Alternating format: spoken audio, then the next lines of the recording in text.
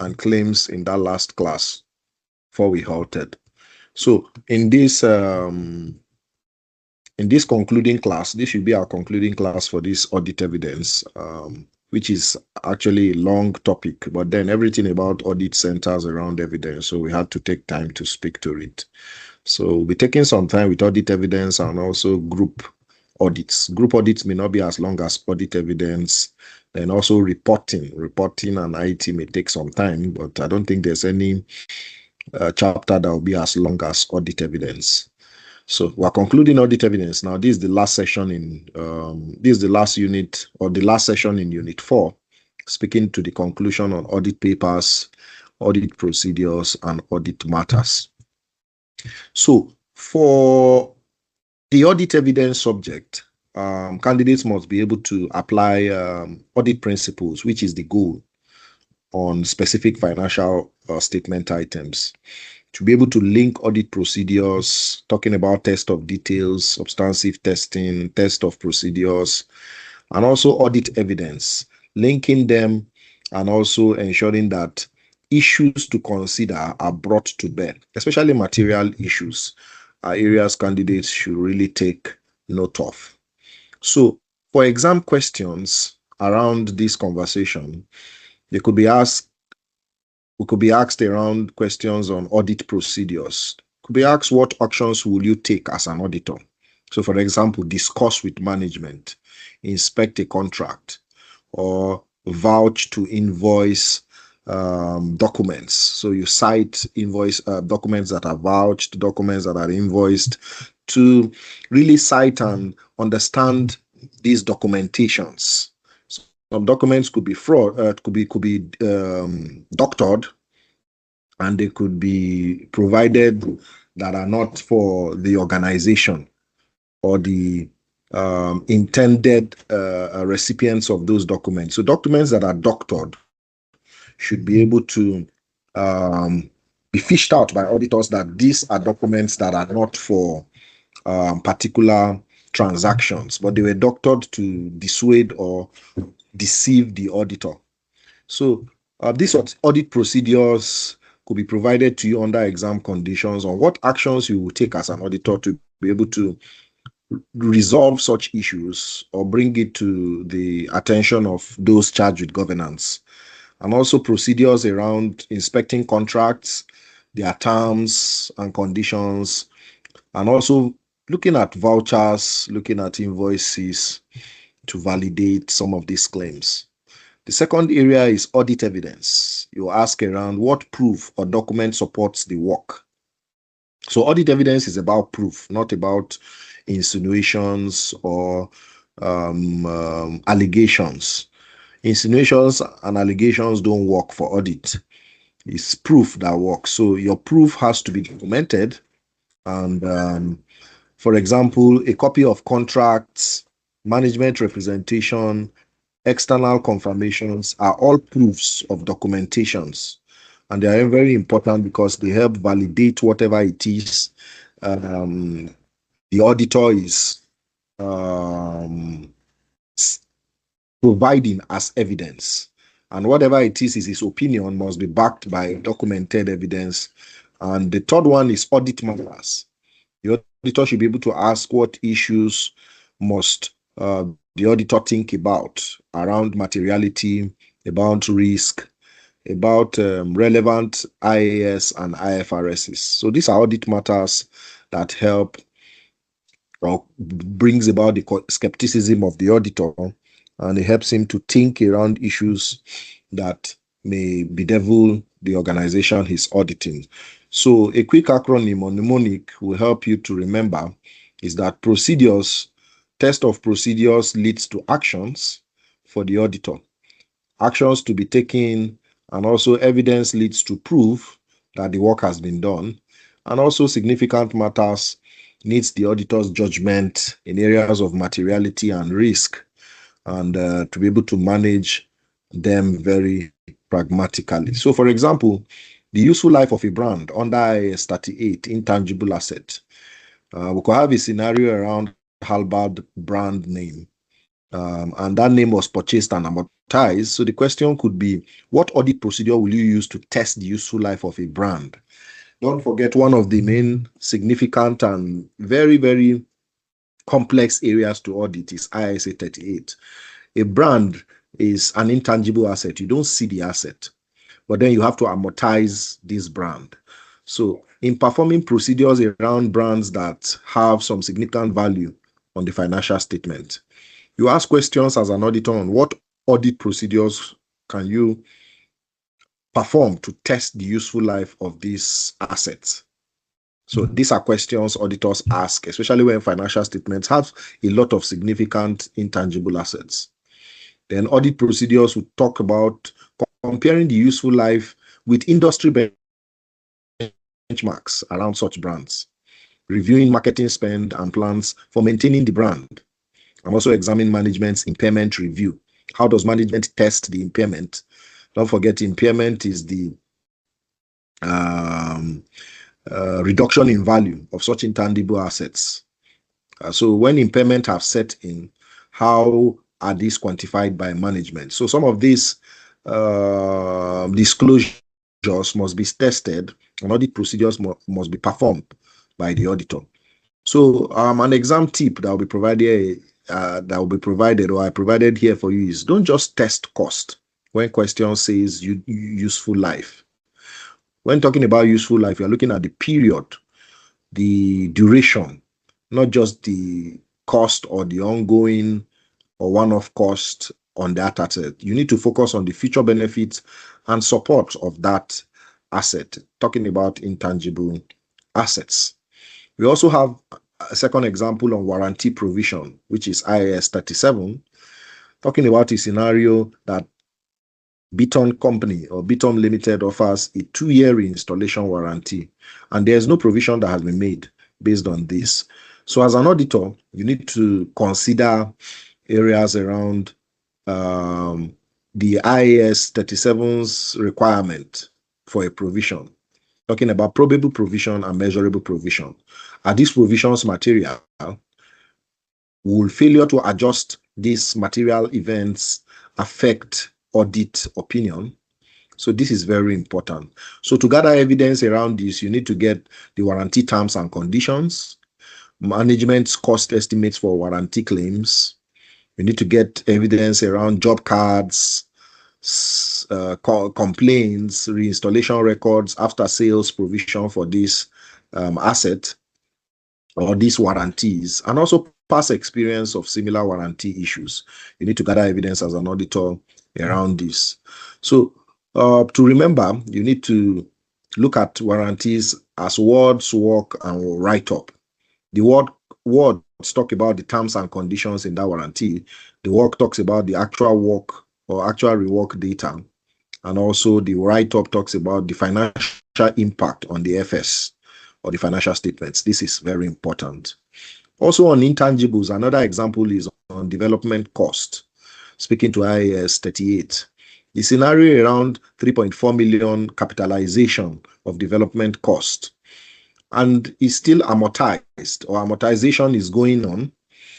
So as an auditor, when you are presented with such a scenario, you need to look at capitalization. Is it justified? The amounts for capitalization, is it within the threshold? Because there are assets that are not, or costs that are not supposed to be capitalized. Some could be expense because of the amount or the value. So you look at the value of that cost.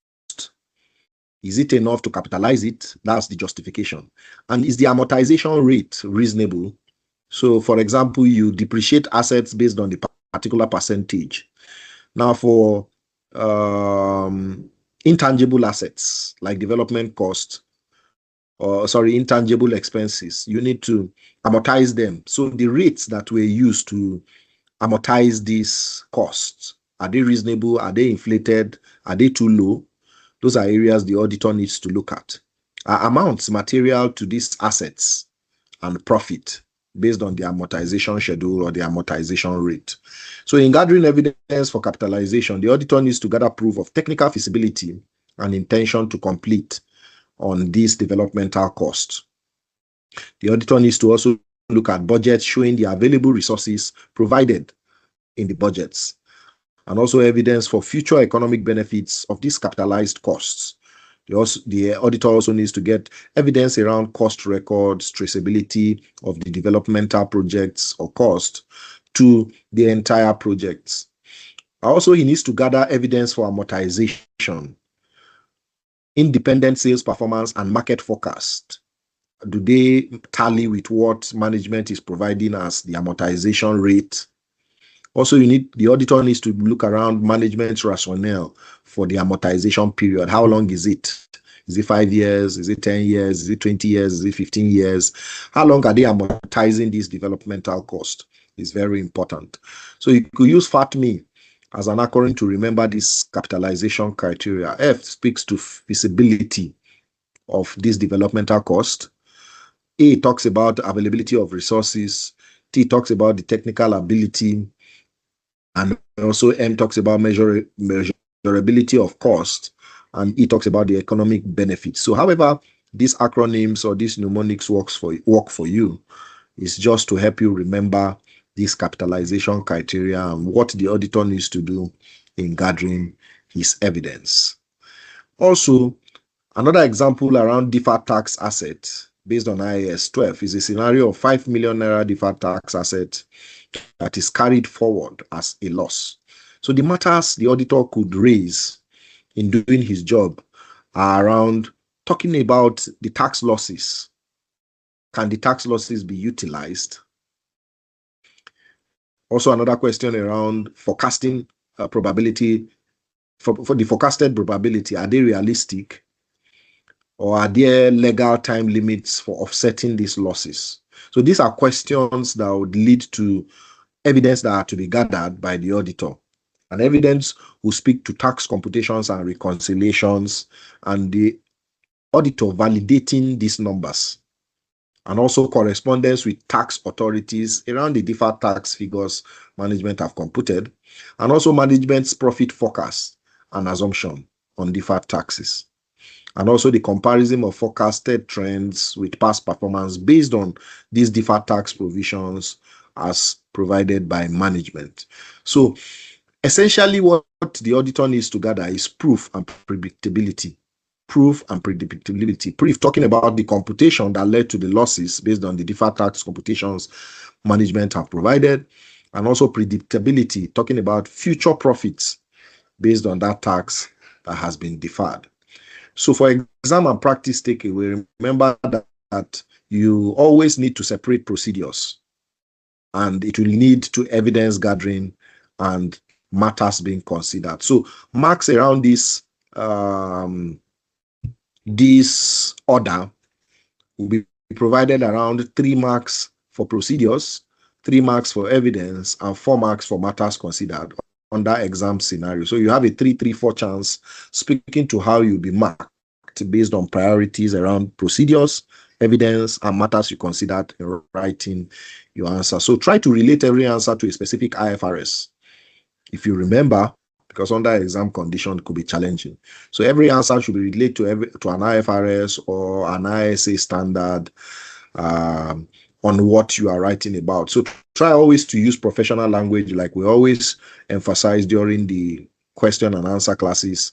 Professional languages like inspect, review, obtain, etc. And always assess materiality. These are matters that are very significant. Materiality, issues of risk and compliance before arriving or deriving, reaching a conclusion. So finally, you need to understand that evidence speaks to the focus or a focus on procedure. What does that mean? The procedure speaks to what the auditor is supposed to do. And an example is reviewing management's forecast. So the evidence you gather after the procedure has been performed is what you see. And an example of what you see are forecasted schedules and correspondence, for example. Then the matter speaks to what you judge, your professional judgment, and whether the professional judgment, for example, speaks to whether the forecast or forecasted assumptions are reasonable. So a mnemonic you can use to remember is do it which is the procedure, prove it by evidence, and you judge it by the matters that have come to limelight. So that's it about audit working papers, audit procedures, and audit matters, very, very practically, with examples that would, I hope, resonate with you on this subject. All right, so any questions on that? Any questions, any contributions, any observations? Okay, if we don't have any questions on this, we'll move to the next unit, and that will be the final unit on our conversation around the audit of specific areas of financial statements.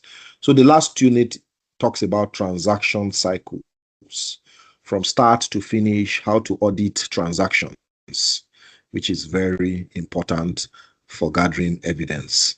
So in the AAAF exams, you often need to apply auditing principles to key transaction cycles and related account areas.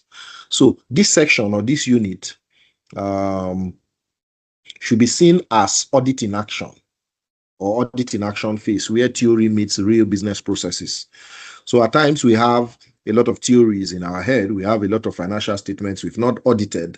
So let's look at this section as an area where we apply all what we know theoretically to practice.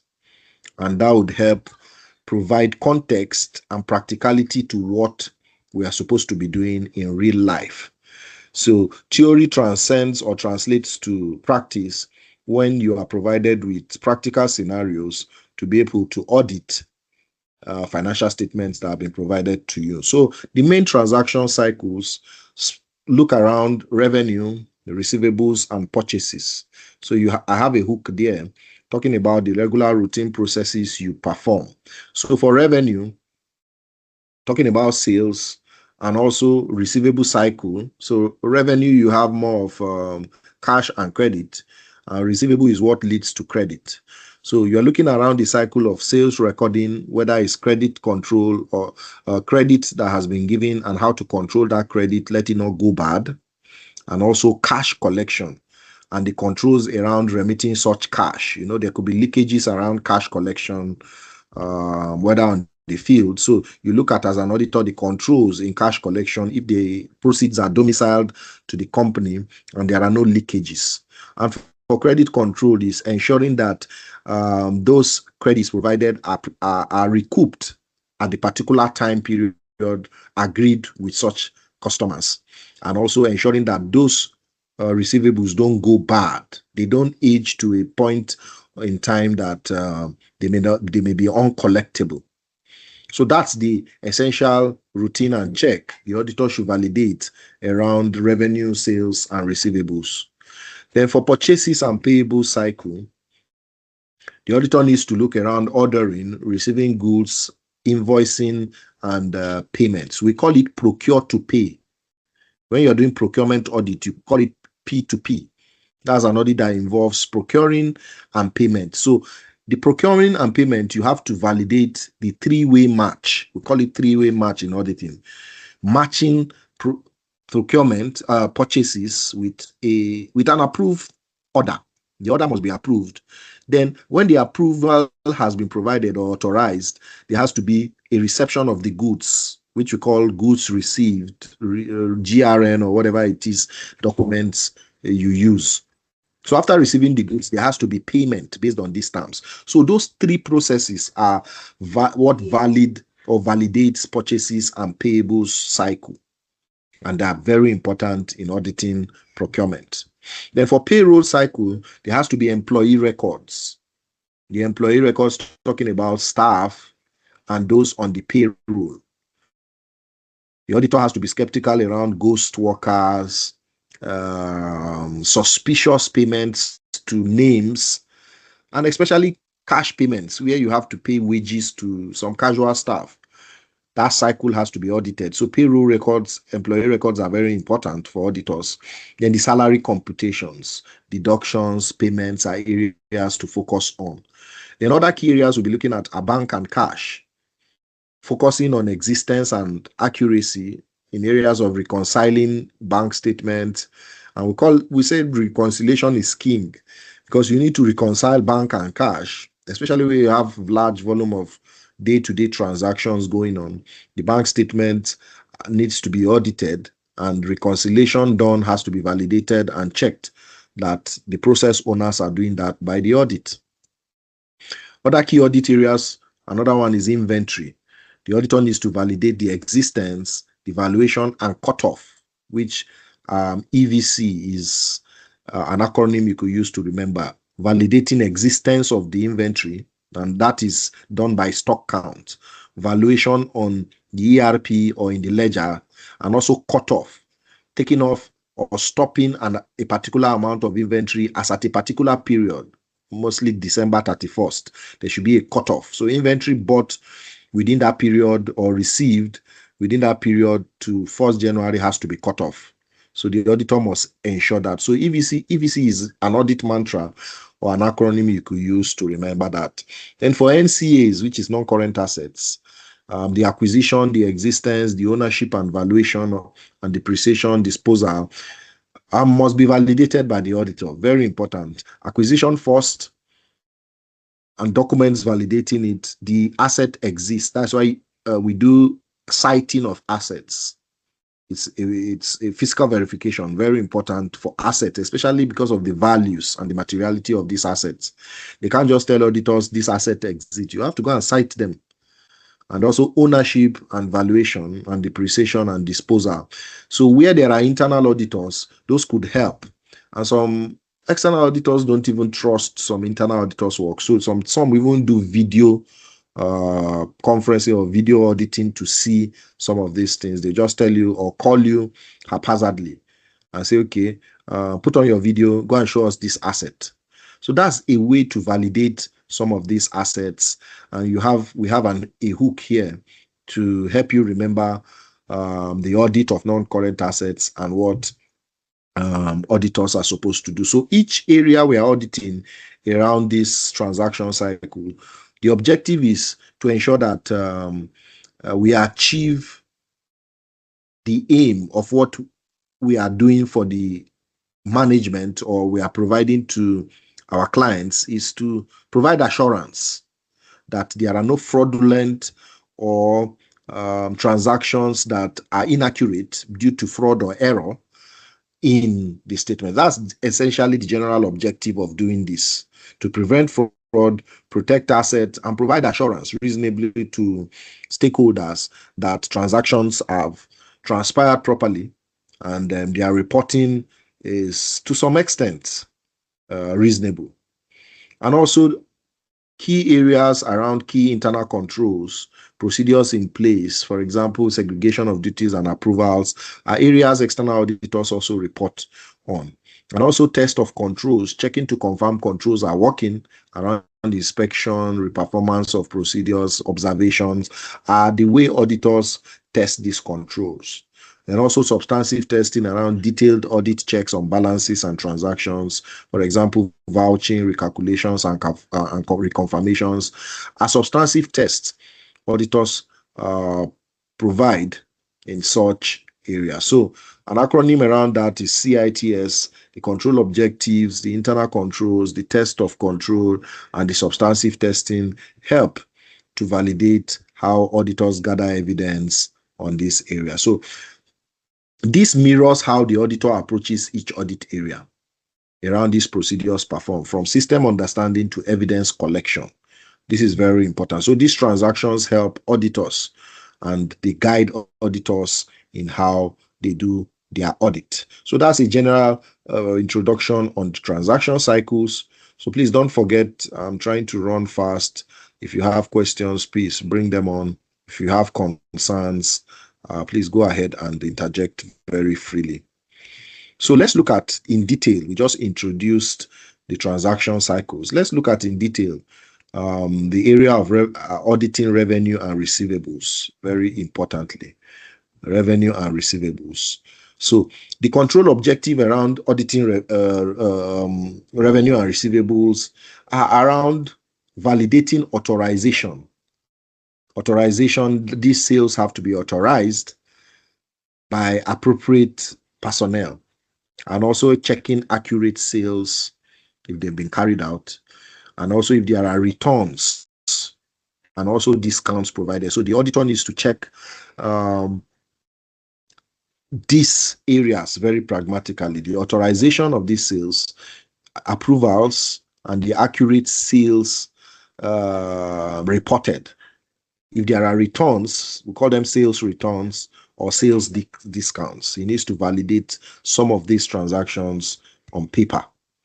And also revenue recorded for all goods and services delivered and provided or consumed by clients. There has to be records for it. So the auditor must validate there are records, appropriate records, not somebody giving goods and services out without appropriate record. So every sale must culminate in record provision. The auditor has to check and confirm that, and ensure that all documents recorded are done correctly to some reasonable extent. And also a collection policy for receivables are also in place. So don't forget, sales and revenue derived may be on cash, on credit, and definitely it's inevitable to do business without granting credit. It's a strategy and a way of generating high volume in sales. So there has to be control around giving those credit, and a collection policy is very important. Mostly is enshrined in either a finance policy or a sales policy. It's very important to have a collection policy in place. So the key controls, you could see an acronym I provided around sales and receivable, is segregation of duty. So someone should be able to process orders, another person should be able to dispatch, and another team should invoice. On no account should one person carry out these three processes. That is abuse of controls. That is, what's the term to use now technically? That somebody will process order, dispatch it, invoice it. That is risk of override. So segregation of duties are very important in sales and receivables. There should be three different individuals handling such processes.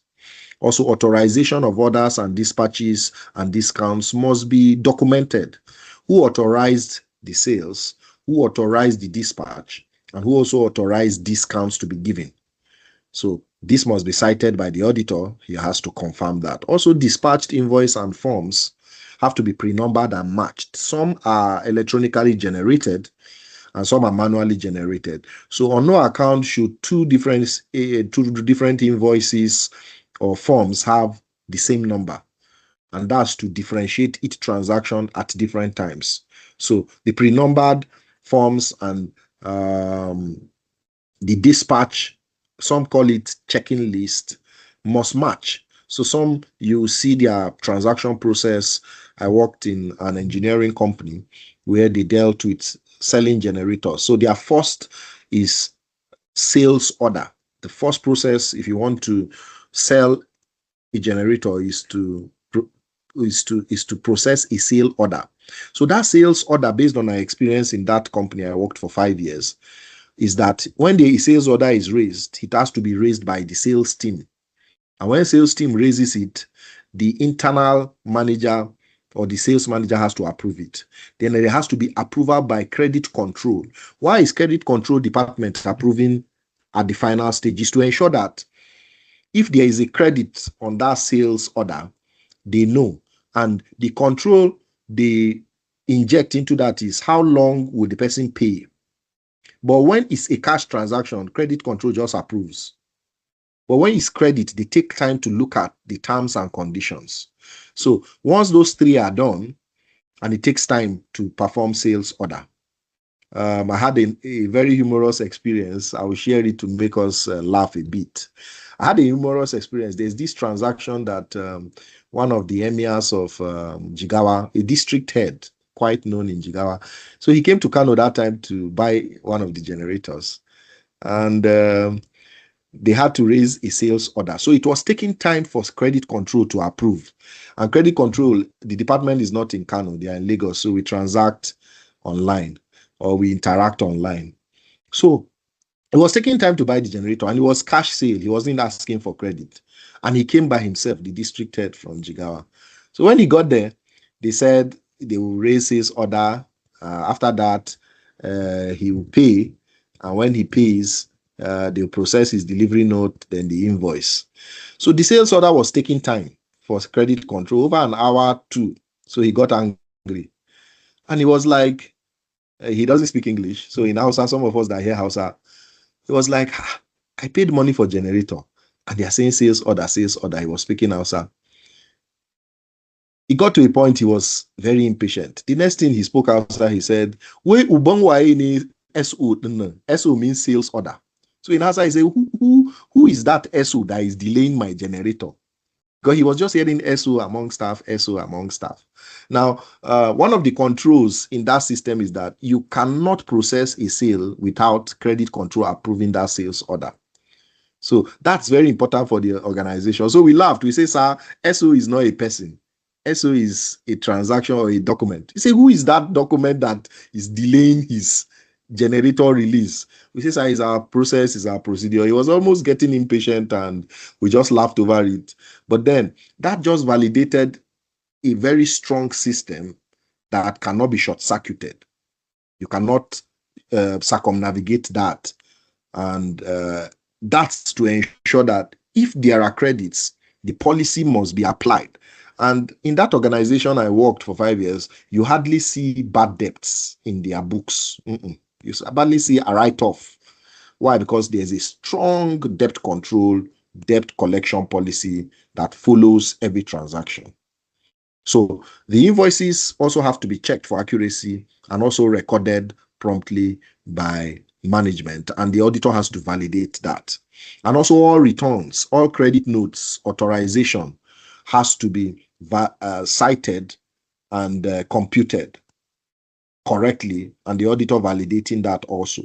Then for control accounts around reconciliations of returns, credit notes, debit notes have to be validated that there are no pending transactions in that control accounts.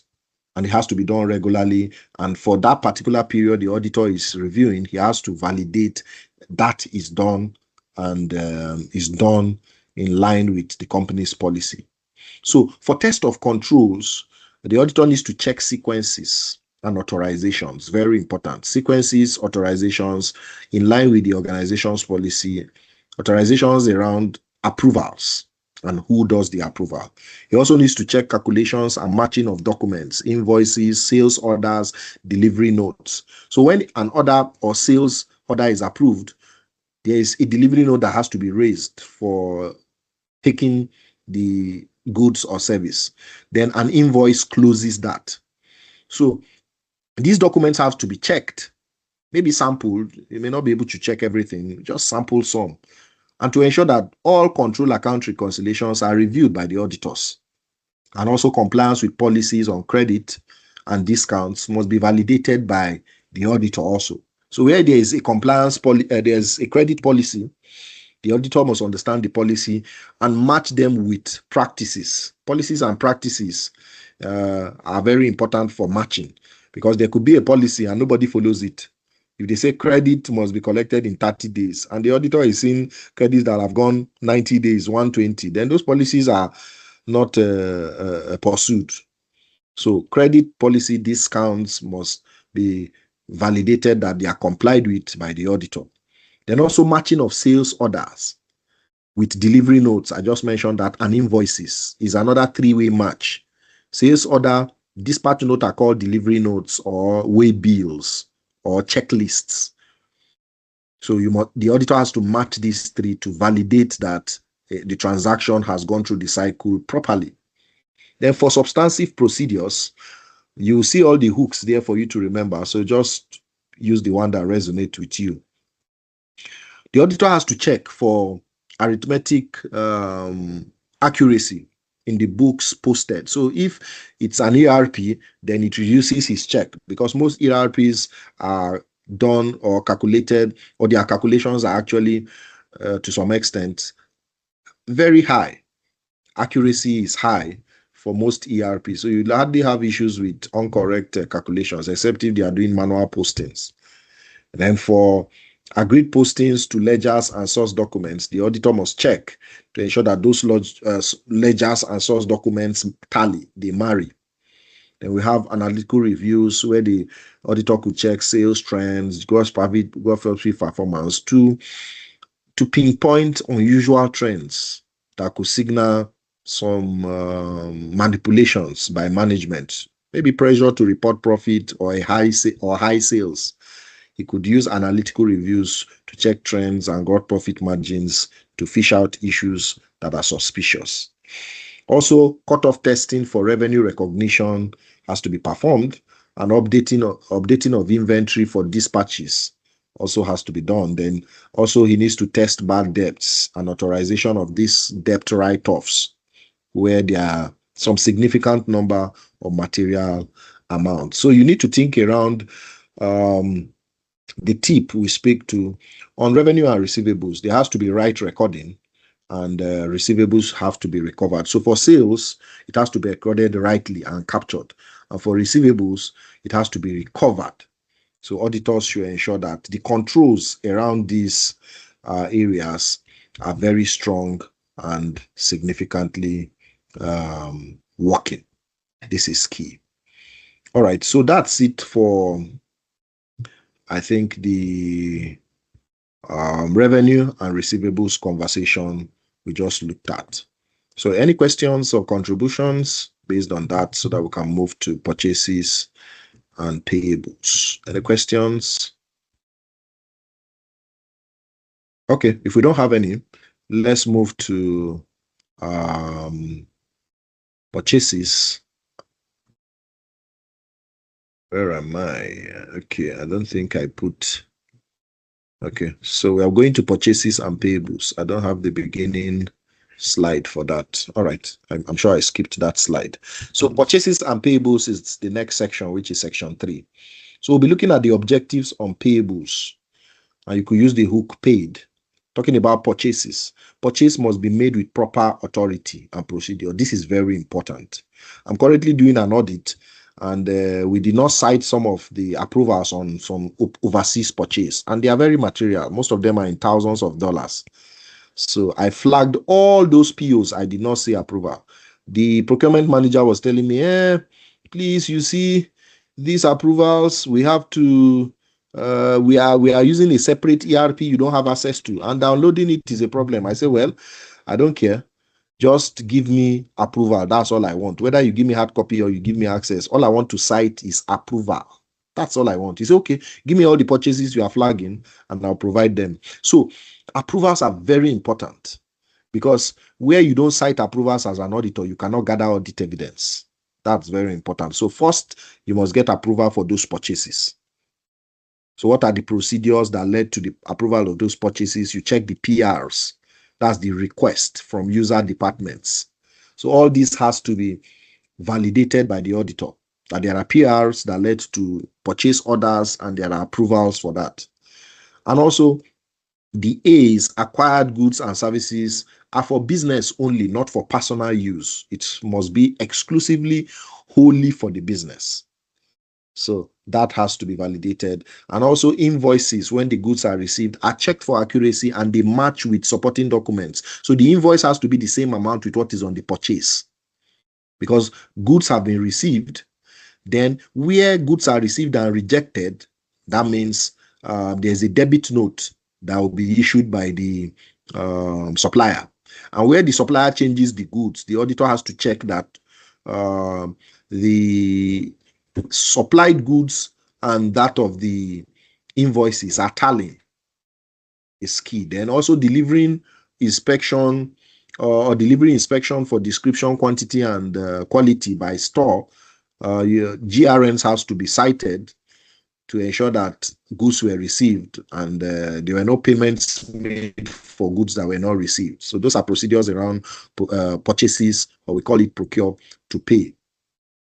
So the key controls around purchases, you could use this acronym, SOAP GRM, is around segregation of duties. One person should not order, another person should receive, record, and pay. That is flooring of controls. There should be separate people. So if procurement is rating order, store should receive, finance should record, then maybe under finance, another team should pay. So there should be proper segregation of duties. Then also pre-numbered documents around purchase orders, goods received notes, invoices should be validated on those documents. Most ERPs these days for large organizations have these auto-generated numbers. So the auditor has to validate these processes work. Then there has to be authorization required for purchase orders and also authorization for payments. This is key. So for purchase orders, most of the time it comes from maybe the procurement manager or for the general manager or from a high director or something. It has, based on the policy of the organization, the auditor has to validate that these orders are approved, authorized by the appropriate person. It could be by the MD or whatever it is, or large scale purchases maybe has to go through the board or something. Whatever it is, the auditor has to validate that this is properly done. And also the policy for reordering regular inventory items has to be read and understood by the auditor, and if it's actually done and followed in the organization, very key. Also, goods received has to be signed as evidence of inspection.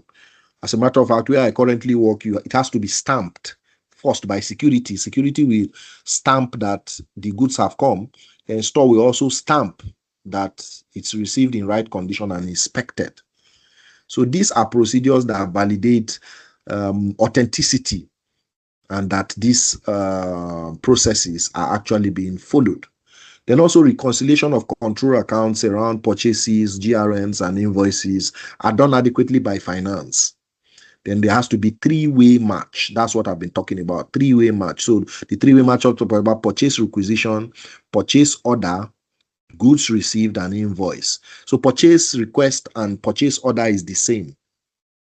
It has that first match. Then you have the goods received second match and the invoice third match. So auditors have to be meticulous and very skeptical in this area. So where you see goods received and no invoice, then you know there's foul play. Something has gone wrong. Maybe related party. So the auditor has to probe further. So in testing for controls around procure to pay or purchases and payables, he needs to check the sequence of documentations. Very important. He needs to confirm authorization at each stage. Then he needs to check arithmetic calculations around these documents and also cross-match documents. Very, very key. And he also needs to check control account reconciliations, reviews, and approvals. Very important. So also performing substantive procedures where there are issues. You also need to check arithmetic accuracy in the books of prime entry, especially where the organization does not use the ERPs. He needs to increase substantive testing, or where there are control flaws. He needs to agree, entries need to agree with source documents. So whatever is posted on the ERP, you need to cite supporting documents that validate some of these postings. Also, posting accuracy to ledger has to be checked. Numbers, and because they are human beings that enter this data into the ERP, so they are susceptible to errors and typing or operator mistakes. So it's good to check for this. Yes, please, Grace. Nice to see your hand up for the first time. Somebody is interjecting. Yes, please, go ahead. All right, sir. When you say control accounts, reconciling control accounts, what do you mean by control accounts? Is it different from the ledgers? Oh, okay. Good question. Good question. So when we talk about control accounts, we are talking about the temporal postings that are around some of these transactions that have not been validated. So, for example, purchase orders. Purchase orders could be in control accounts when they have not been approved. So some organizations post them to control accounts to say that, okay, this has not been approved, so we cannot take any action on it. Or they have been approved, then GRNs validated that some of these goods are received,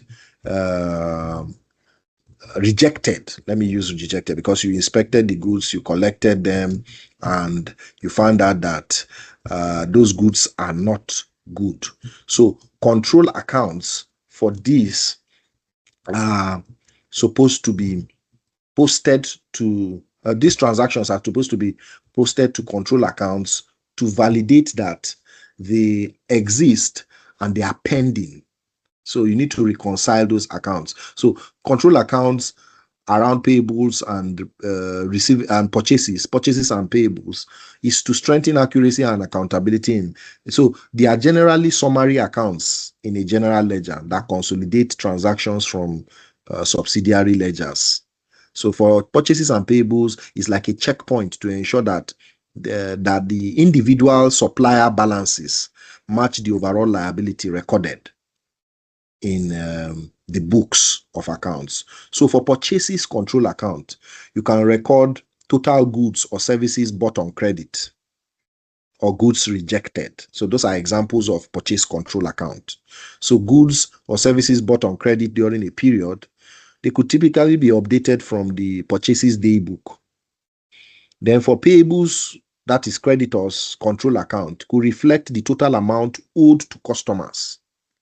And it could be summarized, or it could summarize transactions like purchases, payments made, discount received. So the control accounts has all those postings. So let's take a hypothetical scenario to understand this English I'm speaking. So for example, a company's individual supplier accounts shows total outstanding balances of, let's say, 5 million naira. Then the payable control account in the general ledger should also show 5 million naira. So any differences between what is in the company's or the supplier's account and the payables control ledger signals either posting errors or omissions or even possible fraud.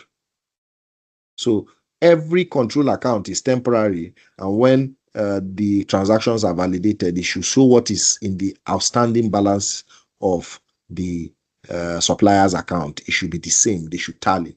And this matters because it ensures accuracy and completeness of records, detects errors or irregularities quickly, and also it simplifies reconciliation between subsidiary ledgers and the general ledger. So in short, or in summary, everything I've said is that control accounts acts as an internal check because it reinforces this confidence in integrity of payables and payables and purchases records, which is a key foundation for reliable financial statements production.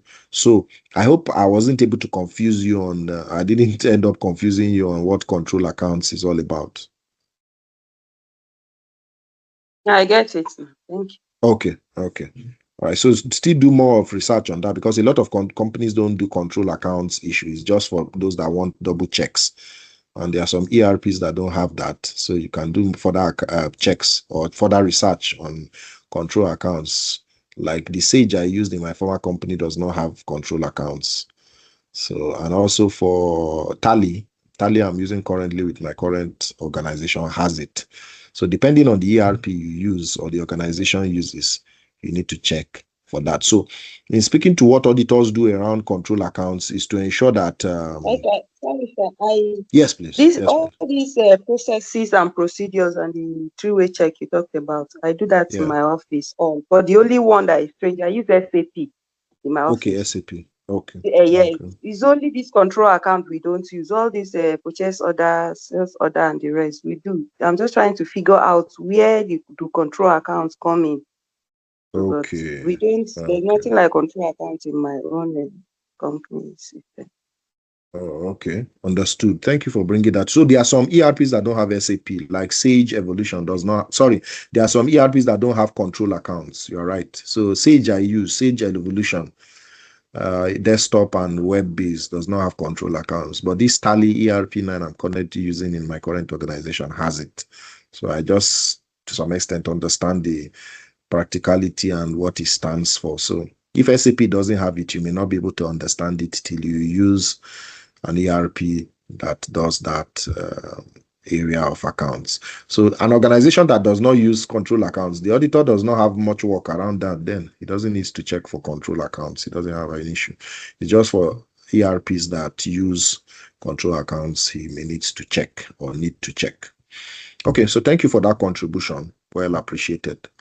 So for analytical reviews of purchase trends, he needs to check purchase trend. Don't forget that purchases are areas of fraud, and one of the major areas organizations that deal with heavy procurement, they just know as an auditor there will be fraud, because you see them coming to your office when you are doing audits. I hope there's no problem. I hope there's no problem. Allow us to do our work now. Which one is you hope there's no problem? You are auditing procurement. The next thing, two procurement managers will come. Hope no problem. Hope no problem. Which one is no problem? So you see, those are areas where all these kickbacks, all these procurement fraud are permitted. So the auditor has to be skeptical all through, for internal, for external, has to be skeptical all through, and his eye has to be very, very catchy for any unusual trends. And that's why analytical reviews are very important. He also needs to test purchase cutoff. Purchase cutoff, because management could hide a lot of irregularities around payables figure, trade payables. So he needs to test for checkup. Check for cutoff and GRN updates to inventory. So for a memory tip around this, auditors need to think around procure to pay. That is, proper purchases and the payables are paid appropriately. Not that purchases are made and payments are made above or not appropriately. So proper purchases and payables paid according to purchase are very important for auditors to validate. This is key. All right. So we're trying to run fast to see how to cover up, because we must finish this voluminous audit evidence today. We have to finish today. All right. So let's stop here. Go on our usual 10 minutes break.